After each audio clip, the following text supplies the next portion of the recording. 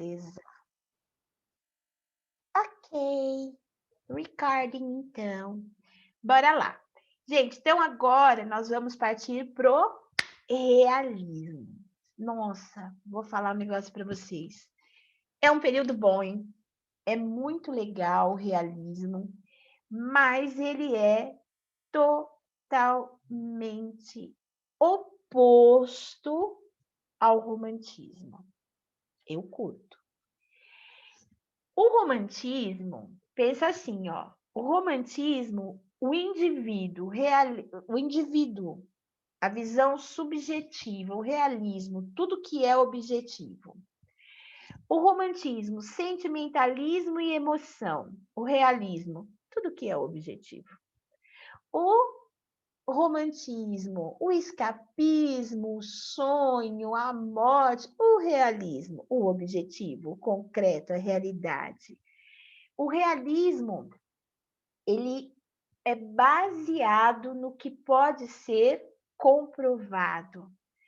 Lembrando vocês, lembra que eu sempre comento esse ismo aqui, que é o estudo a prática dele? Então, esse realismo é a volta para a realidade, não é a volta de retorno, é se voltar para a realidade.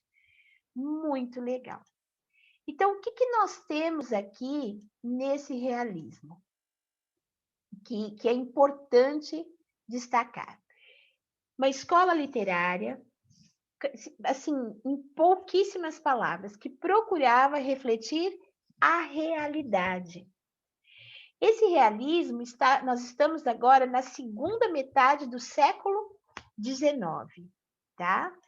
Então, ele já começa dali, principalmente na Europa, na segunda metade do século XIX. Não se esqueçam que aqui sempre tem uma defasagenzinha, né? Lá na Europa, essa escola é baseada em quê? No cientificismo e nas ideias positivistas de Auguste Comte. Cientificismo, a ciência é o auge agora. A razão é que manda. Esse homem que vive essa segunda metade do século XIX, aqui também, mas isso começando ali na Europa, ele é racional. É o homem voltado para a ciência, para aquilo que pode ser comprovado. O que não é ciência para ele não tem valor. Então, isso vai para a arte de alguma forma, né? Então, nós temos essa escola nascendo do culto à realidade, o culto à ciência.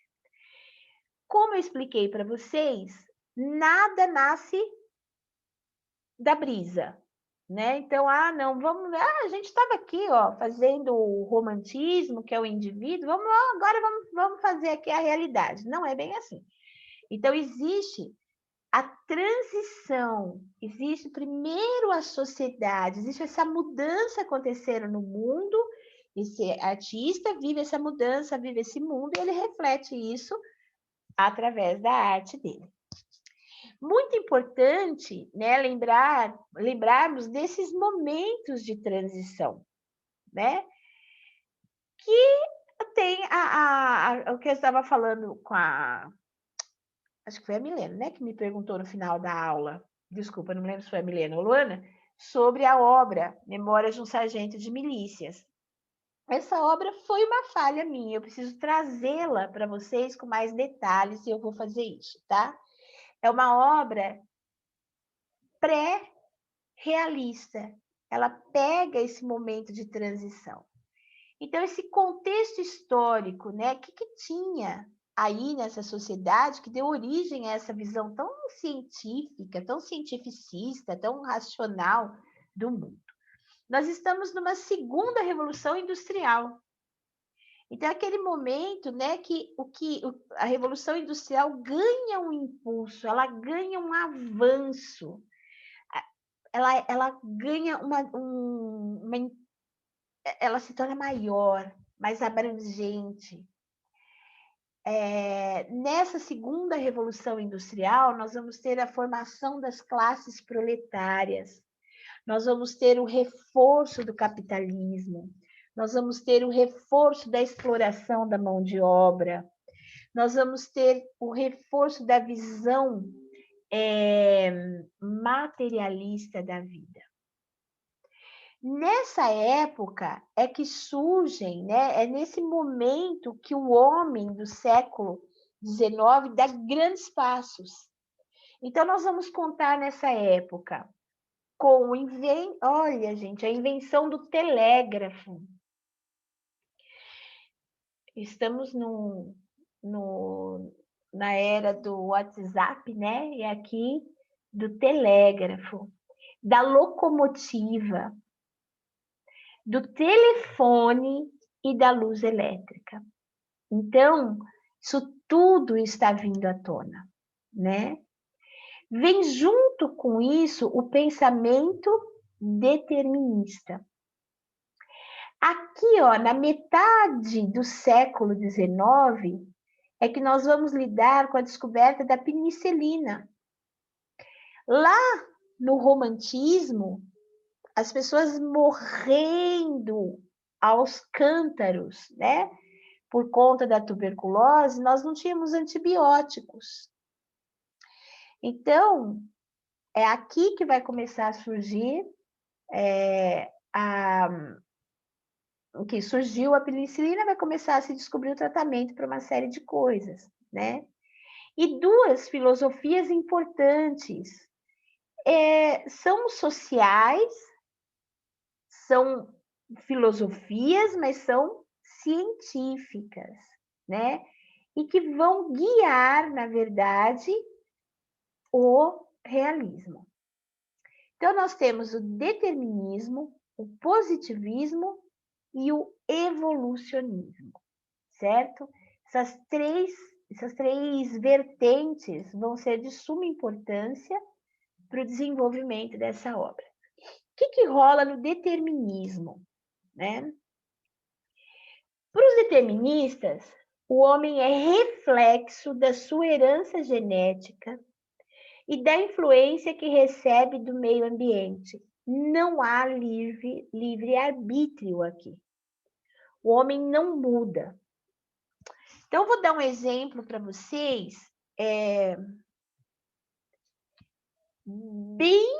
bem grotesco, para vocês terem uma ideia do que é esse determinismo. Olha, determinismo está determinado quem eu sou. Eu sou determinado pelo ambiente em que eu vivo e pela minha hereditariedade. Então, eu estou condenada a ser... a seguir uma linha. Mais cedo ou mais tarde, eu vou atrás desses meus instintos, dessa minha essência. Vamos lá.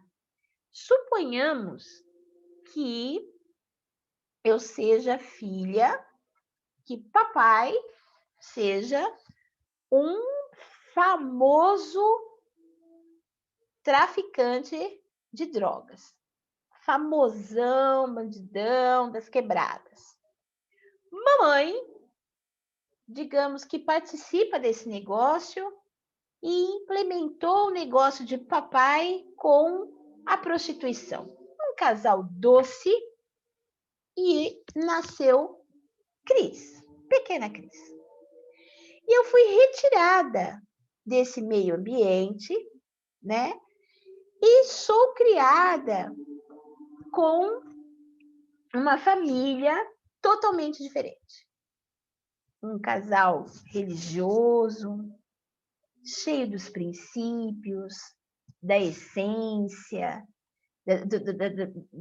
da essência do que é de melhor, princípios morais, uma criação rigorosa, uma coisa primorosa, uma florzinha. Então, eu vou crescer uma pessoa pura, com os princípios puros, alguém que acredita no bem. Vou até me pentear de vez em quando. Ah, beleza. Mas vejam bem, eu conheci esse lado aqui legal. Eu conheci esse lado do bem. mas eu carrego na minha hereditariedade, no meu DNA, essa herança do meu pai e da minha mãe. Ou seja, de acordo com o determinismo, eu sou legal só enquanto eu estou aqui.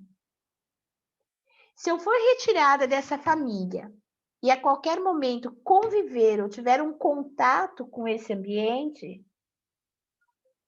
de origem do meu pai e da minha mãe, eu retrocedo. Por quê? Porque eu trago na minha genética uma tendência a ser como meu pai e a minha mãe. Então vejam a visão que o determinismo tem. Em momento nenhum ele considera o livre-arbítrio, em momento nenhum ele vai considerar que, embora eu tenha essa origem, eu vou ser educada, eu vou mudar, eu vou ter uma visão, e que a minha visão pode ser diferente dos dois lugares. Ela pode ser uma terceira visão, né? Ele não considera isso. Então, nós temos obras, o realismo, ele vai trabalhar esse determinismo, principalmente na vertente dele naturalista, tá? Esse determinismo aqui é filho de peixe, peixinho é.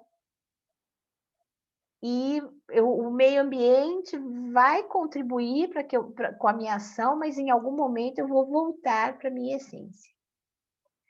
O evolucionismo. O evolucionismo é o que prega a evolução da espécie, né? Ele é o contrário do criacionismo ou da visão adâmica da Bíblia. Então, de acordo, o evolucionismo nega a criação do homem por Deus. Então, o homem não seria criado por Deus. Ela resulta de uma evolução da presença da vida de longas eras, adequando-se às necessidades do momento, adaptando-se às necessidades do momento. A teoria da evolução, olha, o evolucionismo é a teoria da evolução. O evolucionismo foi defendido, foi criado, né, foi desenvolvido por Charles Darwin. E eu já li, tem a vida dele, tem um livro que é a história dele, né? Mas eu já li que ele teve uma crise muito grande quando ele conseguiu desenvolver essa história, essa teoria, quando ele conseguiu comprovar essa teoria. Ele teve uma crise de consciência do quão seria importante ele colocar isso para as pessoas, né? Porque isso resultaria num conflito com a crença em Deus. Então, ele pensou nisso, o quanto as pessoas estariam preparadas para viver isso, né? Mas era uma época em que a ciência era em nome de tudo. Hoje também, mas isso estava se sobrepondo. Então, o evolucionismo é a evolução das espécies. E nós temos o positivismo, muito famoso, de Auguste Comte. Através do positivismo, nada pode ser explicado a não ser por um prisma científico. Então, sejam eles os fenômenos naturais, tanto os fenômenos naturais como os fenômenos sociais, né? Então, o comportamento... Aí tem uma importância muito grande, porque existe um avanço no estudo das ciências sociais também, né? Então, o comportamento humano tem uma ligação muito forte com a razão. Então, existem fatos racionais que levam os homens a se comportarem de determinada maneira, em determinada época, em determinado grupo, em determinada comunidade, porque tudo pode ser explicado e comprovado cientificamente. Então, o realismo vai se basear muito, muito, muito, muito nessas 3 vertentes, tá? Nós temos um período aqui que traz algumas características importantes. É o período da objetividade. Não existe sentimentalismo, não existe a emoção, tudo pode ser objetivamente observado, objetivamente explicado. As narrativas apresentam longos trechos descritivos. Por quê? Porque para eles, para esses realistas, quanto mais detalhes você dá de uma cena, de um objeto, de uma emoção, mais você consegue construir, retratar a realidade para aquele leitor. Alguns escritores realistas, porque dentro do realismo nós vamos ver que existem tendências, né? E existe o realismo naturalismo, que vai ser um pouco mais pesado nessa questão da descrição dos termos científicos, enfim. Mas nós temos alguns escritores realistas que pecam pelo excesso de descrição. Se nós formos ler Eça de Queiroz é um escritor português, né? Lembra do realismo de Portugal. E existe uma obra dele, Os Maias, fora de brincadeira. Ele tem uma determinada cena que o personagem entra num jardim de inverno, né? Acontece a história, ele está se não me engano, ele está em Lisboa nessa cena. Ele entra numa determinada cena, num jardim de inverno, num lugar, numa sala que tem muitas plantas.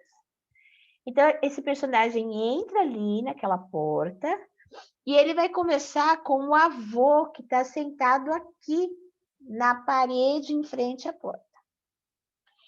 Ele leva 2 páginas e meia, porque ele descreve o personagem, ele descreve a entrada desse personagem, ele começa a narrar e descrever o ambiente. Aí ele pega uma trepadeira, uma folhagem, uma planta, e ele vem seguindo o caminho dessa folhagem até chegar no avô. Então, o que acontece? Por que eu quero? O que eu estou contando para vocês? Então, se você não gosta, não, eu gosto. É lógico que eu gosto.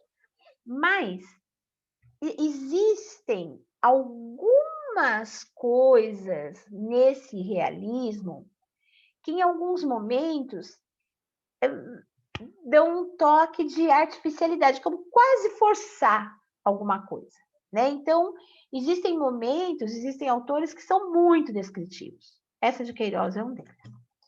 Então, é importante. A linguagem simples e objetiva para a época.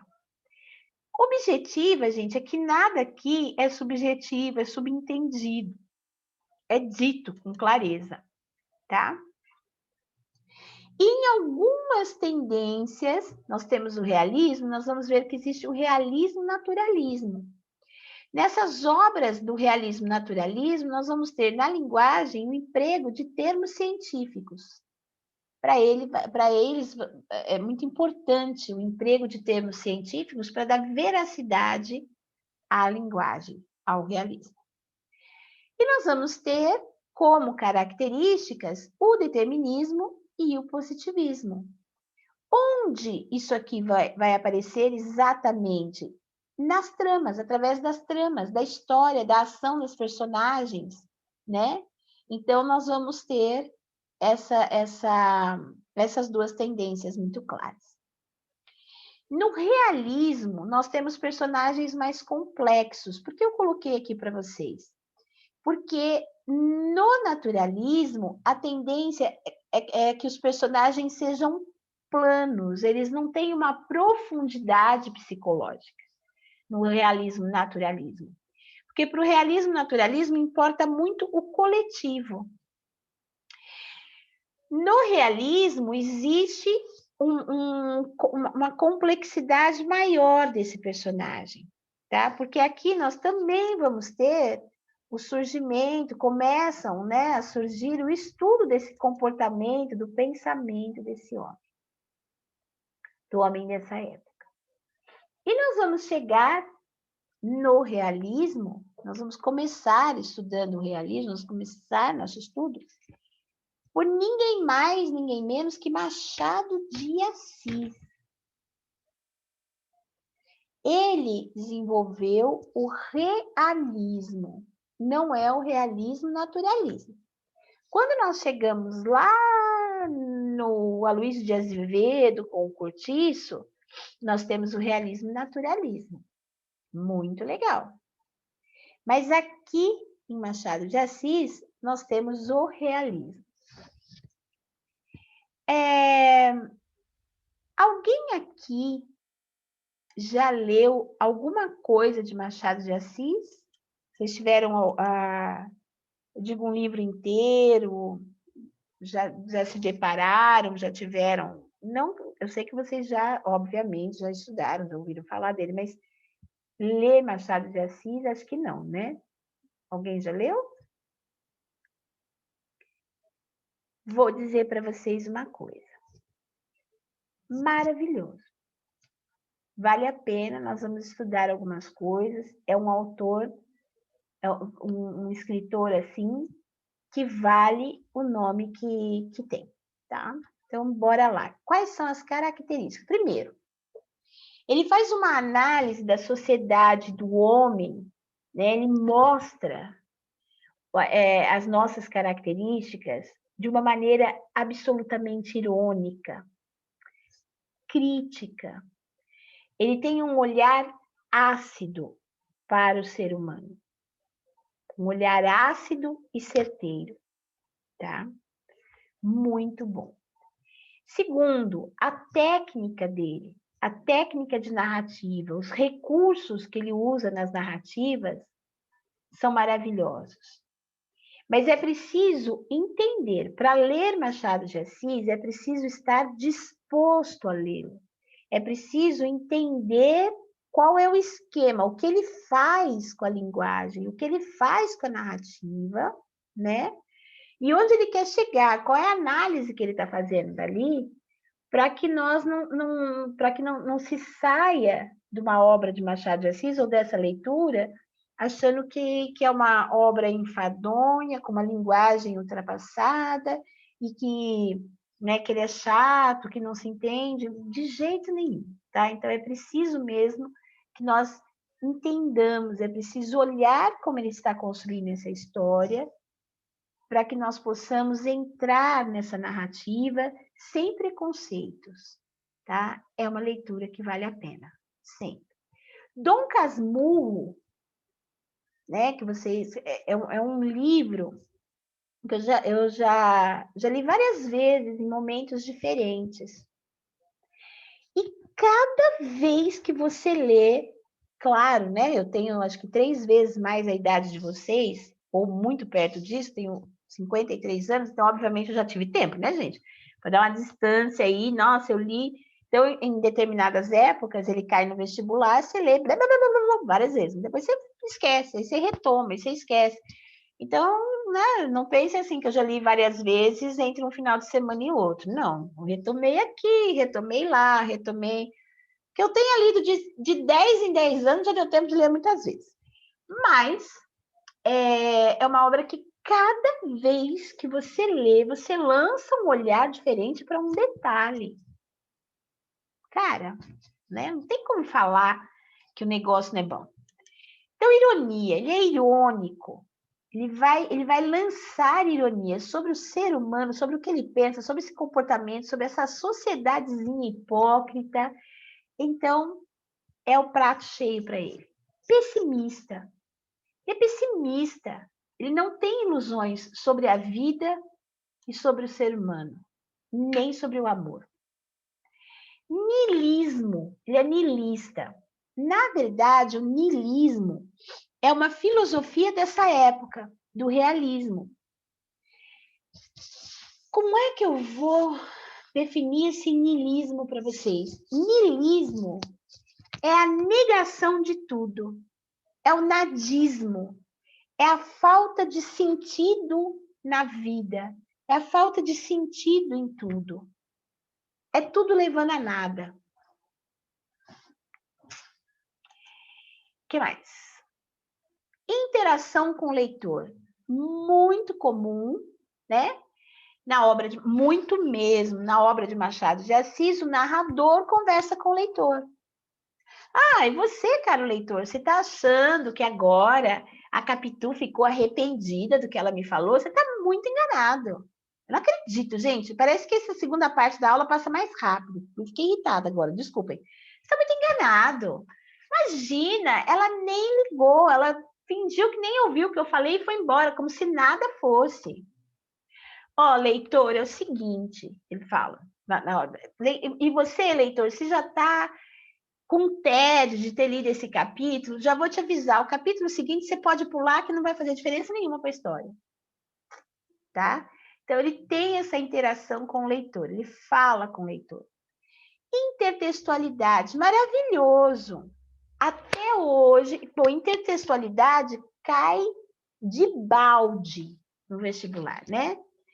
Intertextualidade é um texto fazendo referência a outro texto. Uma obra fazendo referência a outra obra, tá? Nós temos intertextualidade, texto com texto, texto com pintura, poema com pintura, poema com texto. Agora, para que essa intertextualidade aconteça, é preciso duas coisas, para que ela se concretize, né?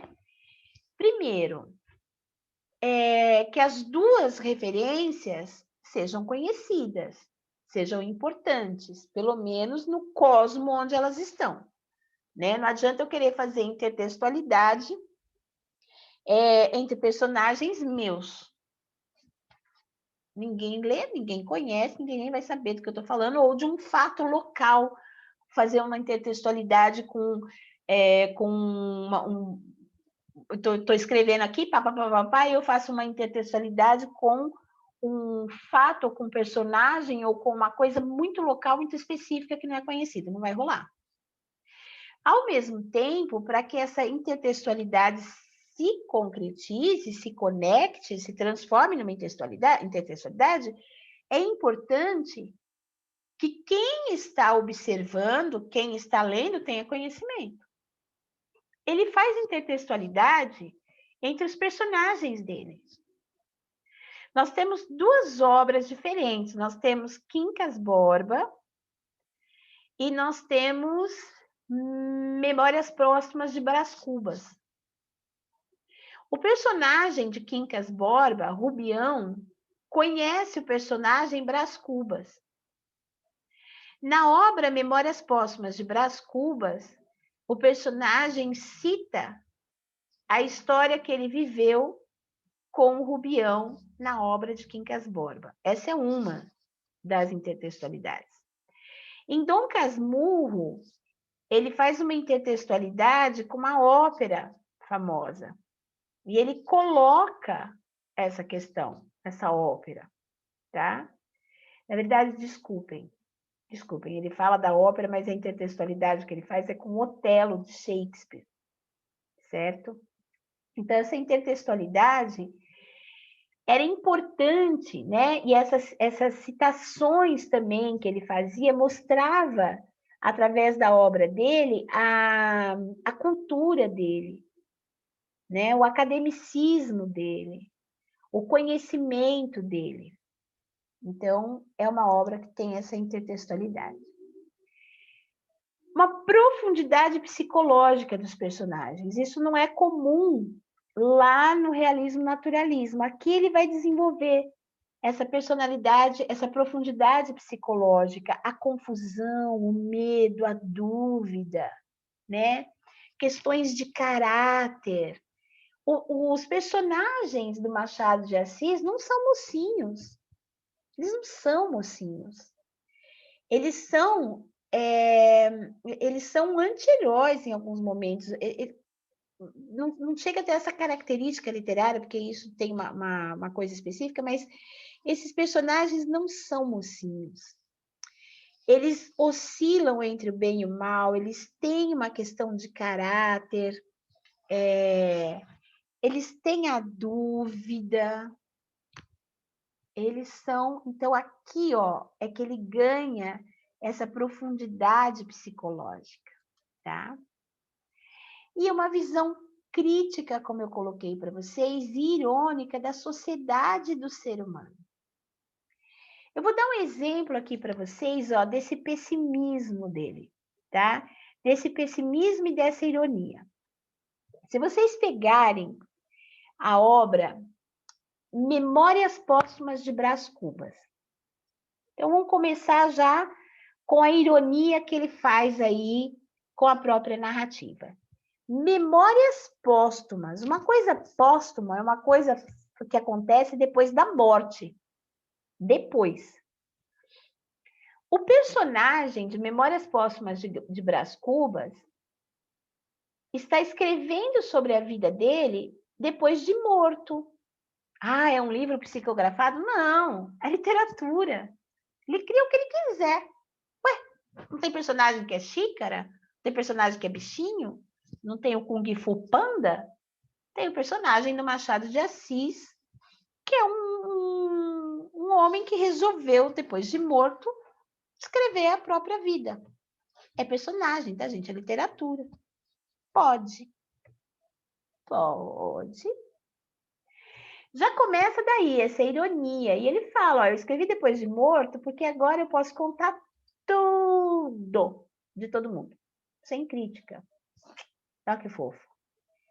E essa obra começa assim, se vocês pegarem um livro, Memórias Póstumas de Brás Cubas, tem a dedicatória. Olha a ironia aí. Quando você pega uma obra que a dedicatória, você está dedicando aquilo a alguém. Alguém que foi importante para você, alguém. Qual é a dedicatória de Memórias Póstumas de Brás Cubas? Para quem ele dedica a obra? Ao verme. Ao verme que primeiro roeu as frias carnes do meu cadáver. Eu dedico essas minhas memórias. Olha isso! Toma, sociedade. Então, ninguém é importante. Você acha que você é tanta coisa, fofo? Você é comidinha, lanchinha de verme. Não é um verme, a um verme comum que ele dedica. É ao verme que primeiro roeu as frias carnes do meu cadáver. É o primeiro, é o melhor, é o que chegou primeiro, é o que deu a primeira mordida, tá? Então, ele dedica a obra dele, a vida dele, Memórias Póstumas, ao verme. Ele é o grande vencedor, tá? Adorem. Que é outra de pessimismo? Dom Casmurro, que eu acabei de falar para vocês. Gente, o dia que vocês tiverem tempo nessa vida, se vocês gostarem de ler, leiam Dom Casmurro. Mas lê devagarinho. Mas nós vamos estudar ele aqui. Não vou poder não estudar com vocês. O que acontece? Como ele termina essa obra, vou contar para vocês. Aliás, desculpa, eu vou citar, não é Dom Casmurro, não, essa obra. É Memórias Póstumas de Brás Cubas, como ele termina. Dedicatória do verme, como ele termina, desculpem. Ele fala assim, olha, no fim, eu não tive filhos. Eu não fiz tal coisa, eu não fiz um emplasto, eu não fui político, eu não tive um grande amor. E você deve pensar que eu saí da vida perdendo. Porque ele das negativas se chama esse capítulo. Eu não tive filhos, eu não tive... Oh, caramba! O capítulo se chama das negativas. Eu não fiz um emplasto, eu não fui um político e eu não tive o amor de fulana. E você deve pensar que eu saí perdendo da vida, mas eu te digo que eu ganhei, porque eu não tive filhos. Eu não deixei para nenhuma criatura o legado da miséria humana. Oi?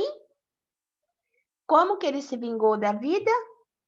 Não deixando ninguém para que ela continue. Pessimista ou não? Fala sério. Então, Demais.